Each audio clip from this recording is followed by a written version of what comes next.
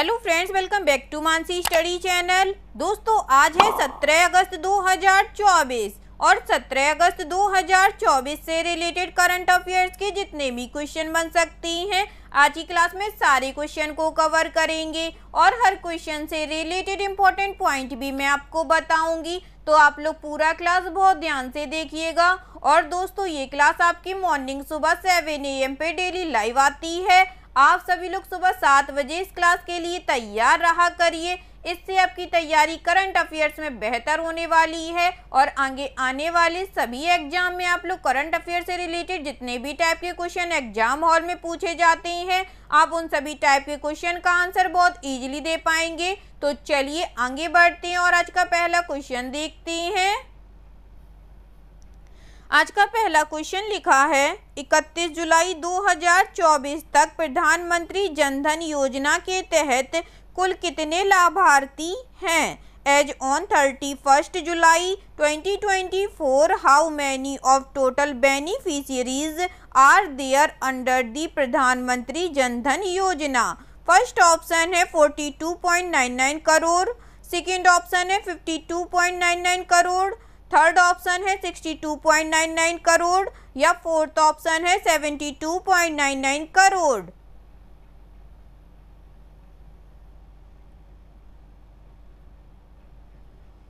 जल्दी से बताइएगा दोस्तों, 31 जुलाई 2024 तक प्रधानमंत्री जनधन योजना के तहत कुल कितने लाभार्थी अथवा खाता धारक हैं?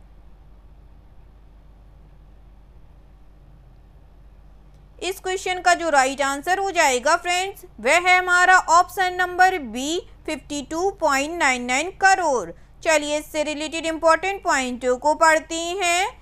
केंद्र की प्रमुख वित्तीय समावेशन योजना प्रधानमंत्री जनधन योजना, जो 15 अगस्त को एक दशक पूरा कर लेगी, के राज्यों में कुल 52.99 करोड़ लाभार्थी हैं और 31 जुलाई 2024 तक PMJDY खातों में कुल शेष राशि 2,28,362 करोड़ रुपए है।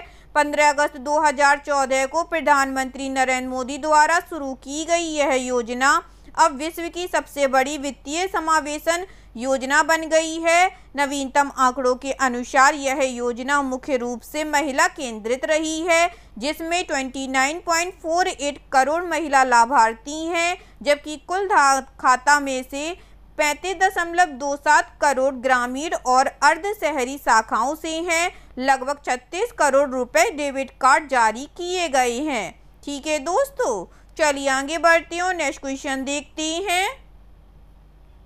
नेक्स्ट क्वेश्चन लिखा है फ्रेंड्स, अगस्त 2024 में निम्नलिखित में से कौन सी कंपनी 2025 तक अपने EV डिलीवरी बेड़े को 10,000 तक बढ़ाने के लिए गैंटरी के साथ साझेदारी कर रही है, जिसका लक्ष्य भारत में 400 से अधिक शहरों में अंतिम मील डिलीवरी सेवाओं को बढ़ाना और इलेक्ट्रिक वाहन अपनाना है। In August 2024, which among the following companies partners with Gantry to increase their EV delivery fleet to 10,000 by 2025, aiming to enhance last mile delivery service and scale up electric vehicle adoption across over 400 cities in India? First option है Amazon India, second option है Meesho, third option है फ्लिपकार्ट या fourth option है Tata new.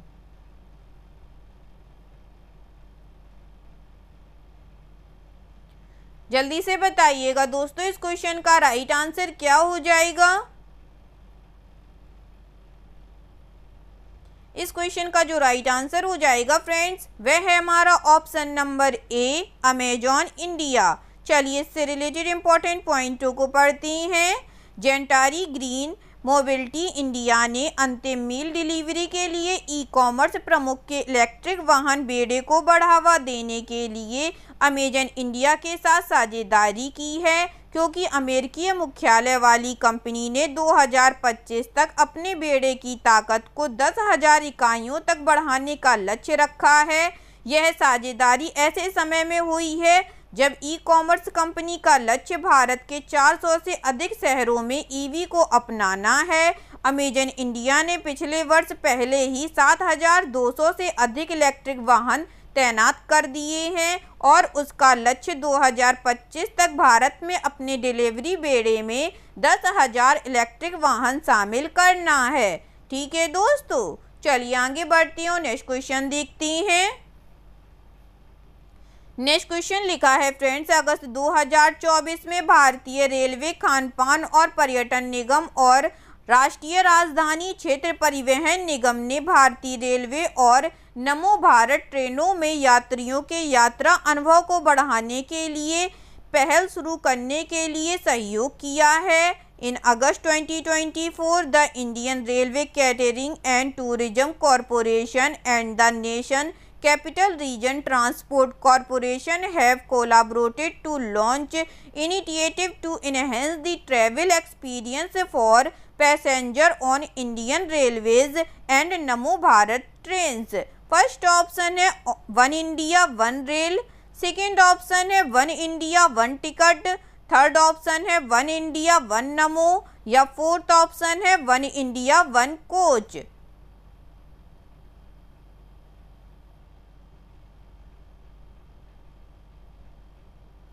जल्दी से बताइएगा दोस्तों इस क्वेश्चन का राइट आंसर। इस क्वेश्चन का जो राइट आंसर हो जाएगा फ्रेंड्स, वह है हमारा option number B, one India one ticket. चलिए इससे रिलेटेड इंपॉर्टेंट पॉइंटों को पढ़ती हैं।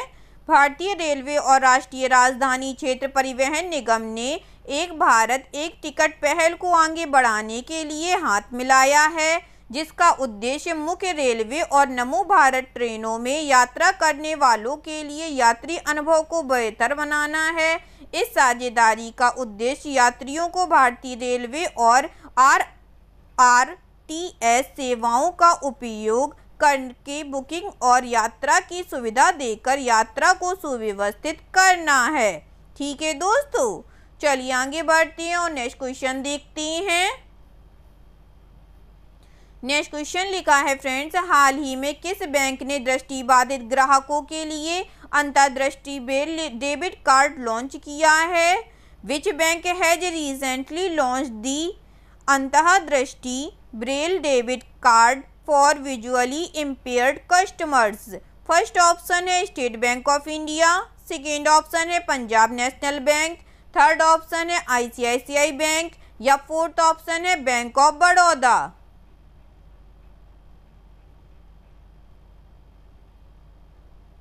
जल्दी से बताइएगा दोस्तों, हाल ही में किस बैंक ने दृष्टिबाधित ग्राहकों के लिए अंतर्दृष्टि ब्रेल डेबिट कार्ड लॉन्च किया है? इस क्वेश्चन का जो राइट आंसर हो जाएगा फ्रेंड्स, वह है हमारा option number B, Punjab national Bank. चलिए इससे रिलेटेड इंपॉर्टेंट पॉइंटों को पढ़ती हैं। पंजाब नेशनल बैंक ने पीएनबी अंतर्दृष्टि ब्रेल डेबिट कार्ड लॉन्च किया है, जो विशेष रूप से दृष्टिबाधित ग्राहकों के लिए बनाया गया एक नया डेबिट कार्ड है। यह संपर्क रहित NCMC national common mobility card debit card रुपए नेटवर्क पर उपलब्ध है। पीएनबी में बचत या चालू खाता रखने वाले दृष्टिबाधित व्यक्ति पीएनबी शाखा से यह डेबिट कार्ड प्राप्त करने के पात्र हैं। एटीएम की सीमा प्रतिदिन 25,000 रुपये है और पीओएस और ई-कॉम सीमा प्रतिदिन 60,000 रुपये है। एनएफसी सूक्ष्म पीओएस टर्मिनलों पर बिना पिन के 5,000 रुपये तक के व्यक्तिगत लेन देन के लिए संपर्क रहित लेन देन सुलभ है, जिसकी दैनिक कुल सीमा 5,000 रुपये है। ठीक है दोस्तों, चलिए आगे बढ़ती हूँ, नेक्स्ट क्वेश्चन देखती हैं। नेक्स्ट क्वेश्चन लिखा है फ्रेंड्स, जुलाई 2024 में उपभोक्ता मूल्य सूचकांक सीपीआई पर आधारित खुदरा मुद्रास्फीति दर क्या थी? What was the retail inflation rate based on the consumer price index in July 2024? First option है 1.54%, सेकेंड ऑप्शन है 2.54%, थर्ड ऑप्शन है 3.54% या फोर्थ ऑप्शन है 3.44%।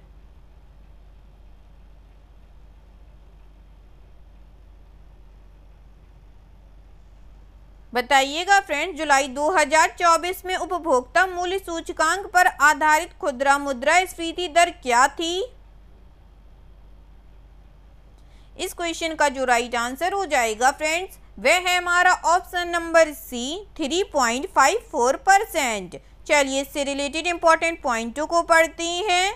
अखिल भारतीय उपभोक्ता मूल्य सूचकांक द्वारा जारी आंकड़ों के अनुसार जुलाई में खुदरा मुद्रास्फीति लगभग 5 वर्षों के निम्नतम स्तर पर आ गई। लगभग 5 वर्षों में यह पहली बार था जब समग्र खुदरा मुद्रास्फीति भारतीय रिजर्व बैंक के 4% मुद्रास्फीति लक्ष्य से नीचे आ गई।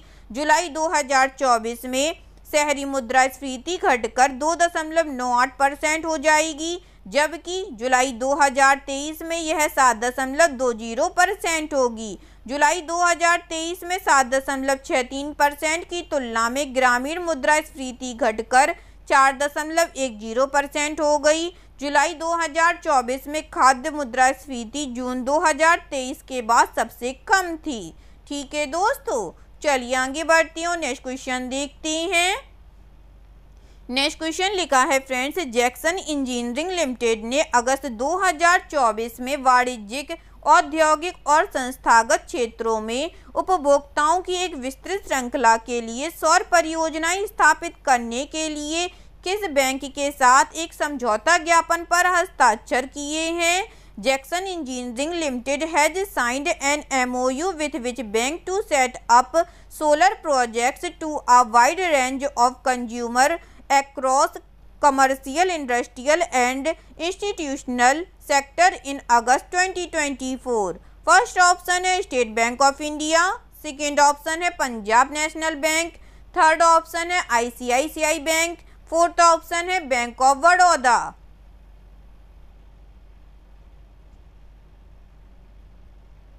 जल्दी से बताइएगा फ्रेंड्स, इस क्वेश्चन का राइट आंसर क्या हो जाएगा? इस क्वेश्चन का जो राइट आंसर हो जाएगा फ्रेंड्स, वह है हमारा option number A state Bank of India. चलिए इससे रिलेटेड इंपॉर्टेंट पॉइंटों को पढ़ते हैं। जैक्सन इंजीनियरिंग लिमिटेड ने वाणिज्यिक, औद्योगिक और संस्थागत क्षेत्रों में विभिन्न उपभोक्ताओं के लिए सौर परियोजनाएं स्थापित करने हेतु भारतीय स्टेट बैंक के साथ एक समझौता ज्ञापन पर हस्ताक्षर किए हैं।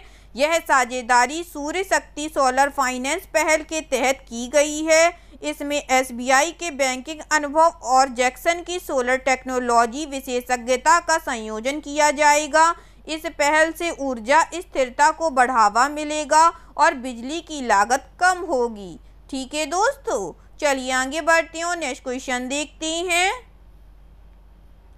नेक्स्ट क्वेश्चन लिखा है फ्रेंड्स, हाल ही में किस राज्य सरकार ने मंदिरों, मठों और ट्रस्टों का पंजीकरण अनिवार्य कर दिया है? Recently which state government mandated registration of temple, maths and trust? First option है उत्तर प्रदेश, सेकेंड ऑप्शन है मध्य प्रदेश, थर्ड ऑप्शन है वेस्ट बंगाल या फोर्थ ऑप्शन है बिहार।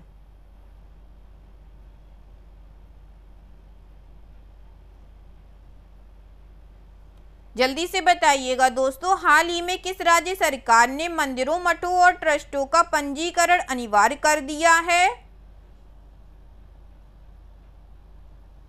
इस क्वेश्चन का जो राइट आंसर हो जाएगा फ्रेंड्स, वह है हमारा ऑप्शन नंबर डी बिहार। चलिए इससे रिलेटेड इंपॉर्टेंट पॉइंट देखते हैं। बिहार सरकार ने मंदिरों, मठों और ट्रस्टों के पंजीकरण को अनिवार्य कर दिया है तथा राज्य के सभी जिलाधिकारियों को निर्देश दिया है कि वे सुनिश्चित करें कि इन निकायों का पंजीकरण हो तथा उनकी अचल संपत्तियों का ब्यौरा बिहार राज्य धार्मिक ट्रस्ट बोर्ड को शीघ्र प्रस्तुत किया जाए। BSBRT राज्य के विधि विभाग के अधीन काम करता है और इसके रिकॉर्ड के अनुसार राज्य भर में लगभग 2512 अपंजीकृत मंदिर और मठ हैं, जिनके पास 4321.64 एकड़ भूमि है। ठीक है दोस्तों, चलिए आगे बढ़ती हूँ, नेक्स्ट क्वेश्चन देखते हैं। नेक्स्ट क्वेश्चन लिखा है फ्रेंड्स, किशोरियों को सैनिटरी नैपकिन खरीदने के लिए नगद राशि प्रदान करने वाला पहला राज्य कौन सा है? Which is the first state to provide cash to adolescent girls to buy sanitary napkins? First option है उत्तर प्रदेश, सेकेंड ऑप्शन है मध्य प्रदेश, थर्ड ऑप्शन है राजस्थान या फोर्थ ऑप्शन है पंजाब।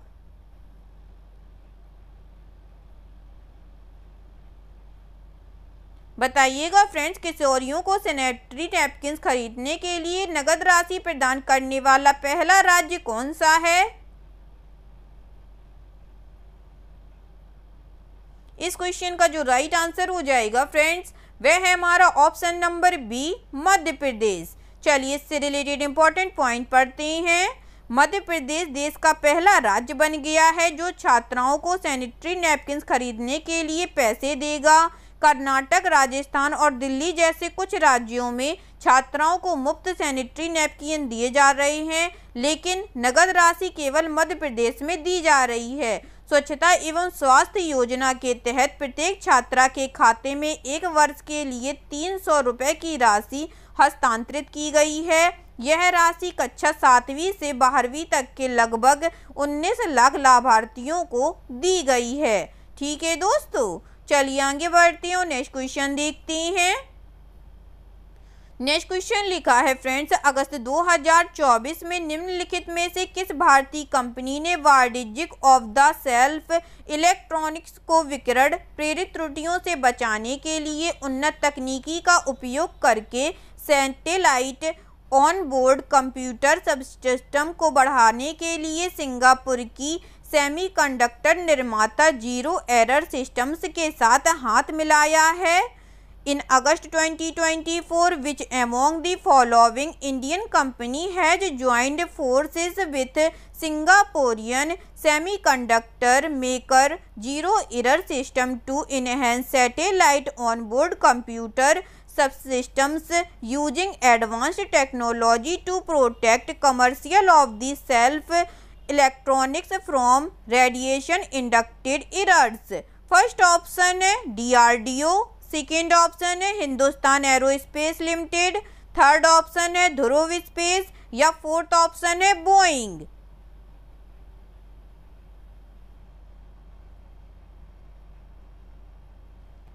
बताइएगा फ्रेंड्स, इस क्वेश्चन का राइट आंसर क्या हो जाएगा?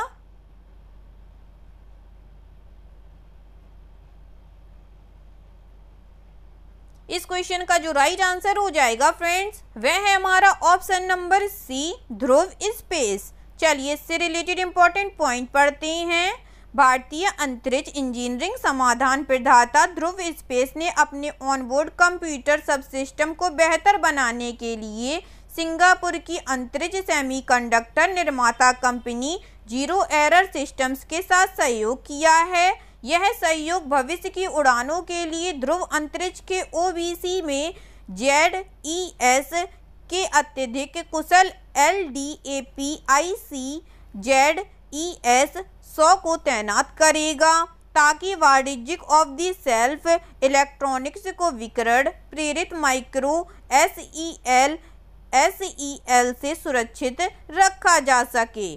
ठीक है दोस्तों, चलिए आगे बढ़ते हैं और आज का लास्ट क्वेश्चन देखते हैं।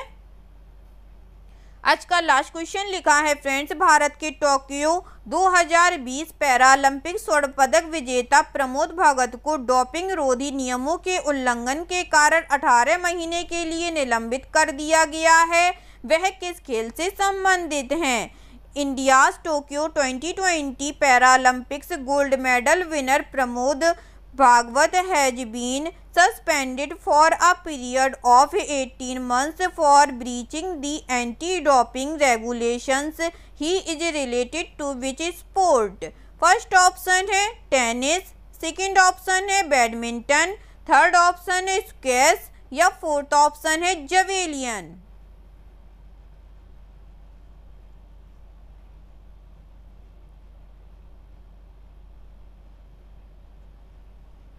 बताइएगा दोस्तों, भारत के टोक्यो 2020 पैरालंपिक स्वर्ण पदक विजेता प्रमोद भगत को डोपिंग रोधी नियमों के उल्लंघन के कारण 18 महीने के लिए निलंबित कर दिया गया है। वह किस खेल से संबंधित हैं?